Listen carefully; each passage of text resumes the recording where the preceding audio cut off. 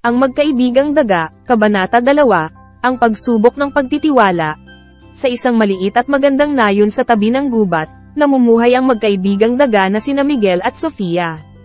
Sa kanilang unang pagtatagpo, agad silang naging matalik na magkaibigan. Ngunit isang araw, dumating ang isang malaking pagsubok na susubok sa kanilang pagtitiwala sa isa't isa. Nang isang gabi, habang sila'y natutulog sa kanilang maliit na lungga, naramdaman ni Miguel na may kakaibang ingay sa labas. Agad niyang ginaising si Sofia at sabay nilang tiningnan kung ano ang nangyayari.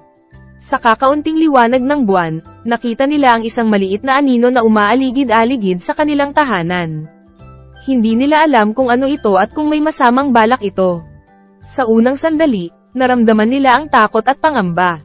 Ngunit sa halip na magtago, nagpasya silang lumabas at harapin ang anino, na puno ng tapang at determinasyon.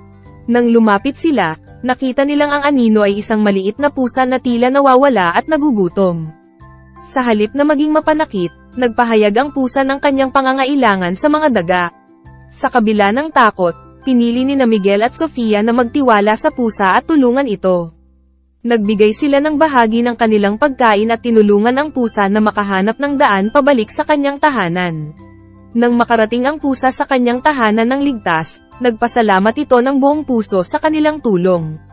Sa pagtatapos ng gabi, dumating ang isang malakas na bagyo, ngunit hindi natakot sina Miguel at Sofia, sapagkat alam nilang ang kanilang pagtitiwala at kabutihan ay nagdala sa kanila ng kaligtasan.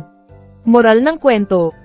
Ang kwento ng magkaibigang daga na sina Miguel at Sofia ay nagpapakita ng kahalagahan ng pagtitiwala at kabutihan sa panahon ng pangangailangan. Sa pamamagitan ng pagpapakita ng tapang at determinasyon, natutunan nilang ang tunay na kaibigan ay handang tumulong sa isa't isa sa oras ng pangangailangan. At sa pamamagitan ng kanilang pagtitiwala, natutunan nilang ang tunay na lakas ay nagmumula sa pagkakaisa at pagmamahalan.